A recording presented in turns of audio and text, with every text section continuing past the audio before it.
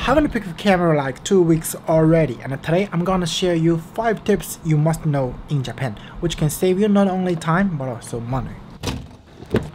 Tip number 1, you might need to bring your passport with you. Usually when you travel around, you might want to keep your passport in a safe place and take a screenshot of it to save it in your cell phone. But in Japan, you might want to take it with you because there are lots of tax-free shops, and you may also need it for your ticket, stuff like that. If you want to save money, well, definitely you will need to bring it. What we do here is go back.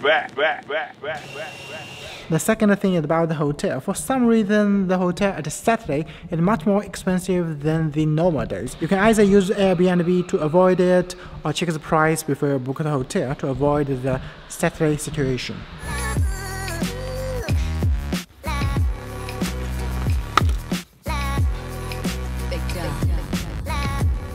And the third tip is about Icoca card and Haruka. You might know you need to buy them both to get the discounted price for Haruka. But the fact is, for instance, we're in China and by using Taobao, we can get the discounted price without buying the Icoca card. Only if you want the Hello Kitty version, you will have to buy them together. And another fact is that even the discounted price for Haruka, the price is actually higher than the Metro.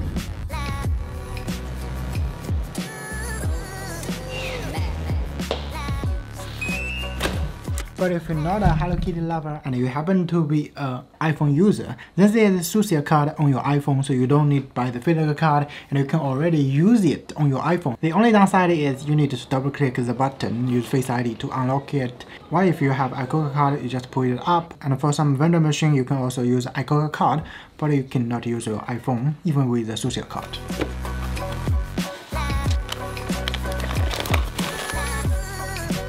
And the fourth tip is about the trash. At the beginning, I found it's difficult to find a place to throw your trash, even in the toilet. But later I found actually you can find a trash bin in metro station, in 7-Eleven or Lawson. So if you missed the opportunity in your hotel, then these are the places where you can go to. But indeed, if you're in a tourist place and you might find no place to throw the trash, in that case, it will be better if you bring a bag and put your trash inside of it. And then when you find a proper place, you can drop them in, because definitely you don't want to be the person like them. The fifth and the last tip is about to use the Google Map, because usually when you try to get a place, you will use a public transportation. And with the help of Google Map, you can know how many options you have. It will not only list the platform, but also list the exits. And speaking of the metro, there are 2 more things I wanted to discuss. The first thing is that although the metro is complicated, but actually it's easy to understand.